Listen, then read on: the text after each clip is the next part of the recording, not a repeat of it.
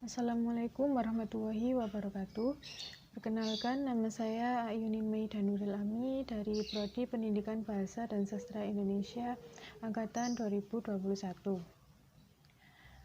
dengan NPM 210602080006. Di sini saya akan mereview materi pertemuan ke-14, yaitu tentang ketahanan nasional. Di materi ini ada 3 topik yang akan saya review. Yang pertama yaitu menelusuri konsep dan urgensi ketahanan nasional dan bela negara. Yang kedua yaitu menggali sumber historis, sosiologis, dan politik ketahanan nasional dan bela negara. Yang ketiga yaitu mendeskripsikan esensi dan urgensi ketahanan nasional dan bela negara. Yang pertama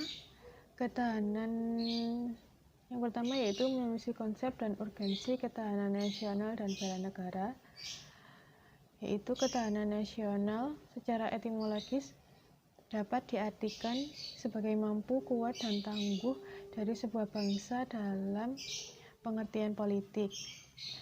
Pengertian ketahanan nasional sendiri dapat dibedakan menjadi 3, yakni ketahanan nasional sebagai konsep atau doktrin, ketahanan nasional sebagai kondisi, dan ketahanan nasional sebagai metode atau strategi. Ketahanan nasional sebagai konsepsi, yaitu konsep khas bangsa Indonesia sebagai pedoman pengaturan penyelenggaraan bernegara dengan berlandaskan pada ajaran Astagatra. Yang kedua, ketahanan nasional sebagai kondisi, yaitu kondisi dinamis bangsa Indonesia yang berisi keulatan dan daya tahan. Yang ketiga, ketahanan nasional. Ketahanan nasional sebagai metode atau strategi, cara yang digunakan untuk menyelesaikan masalah dan ancaman kebangsaan melalui pendekatan Astagatra yang sifatnya integral komprehensif. Ketahanan nasional ini memiliki dimensi seperti ketahanan nasional ideologi, politik, dan budaya, serta konsep ketahanan yang berlapis, dimulai dari ketahanan nasional diri, keluarga, wilayah, regional, dan nasional. Yang kedua yaitu menggali sumber historis, sosiologis, dan politik ketahanan nasional dan bela negara.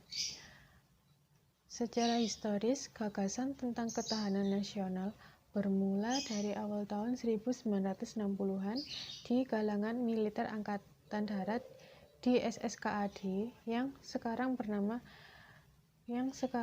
berubah menjadi Seskoad.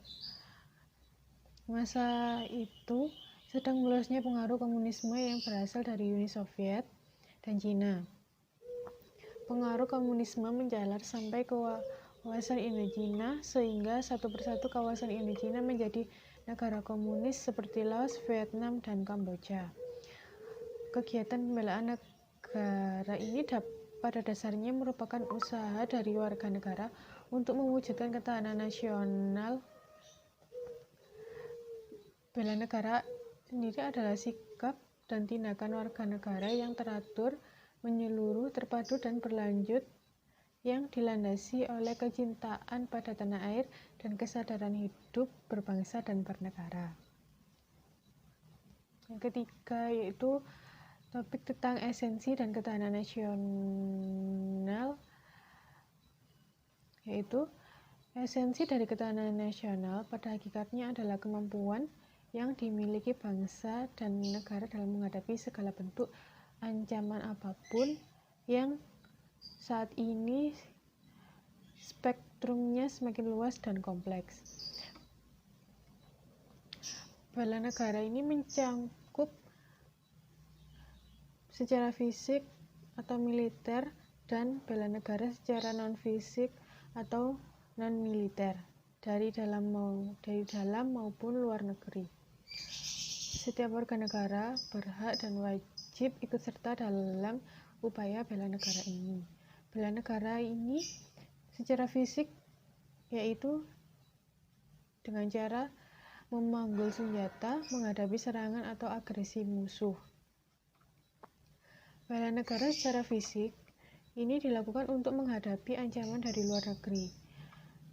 Bela negara sendiri secara non-fisik adalah segala upaya untuk mempertahankan negara kesatuan Republik Indonesia dengan cara meningkatkan kesadaran bangsa